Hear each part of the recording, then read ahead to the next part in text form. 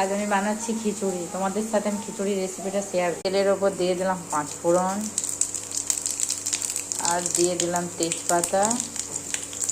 শুকনো লঙ্কা দেবো না, কিন্তু পরে দেবো, যেহেতু বাচ্চাদের জন্য এর থেকে বানাচ্ছি। আর দিয়ে দিলাম পেঁয়াজ কুচি। এবার এর মধ্যে আগে থেকে বেটে রাখা আদা জিরার পেস্টটা দিয়ে কিছুক্ষণ নাড়িয়ে নেব। মধ্যে আমি হলুদ গুঁড়ি দিয়ে ভালো করে নাড়িয়ে নিচ্ছি, কষানো পর্যন্ত অপেক্ষা করব। আর খিচুড়ির জন্য আমি কিছু কিছু সবজি ভেজে রেখেছি। এখানে সয়াবিন, এখানে গাজর, কুঁদরি আর বরবটি।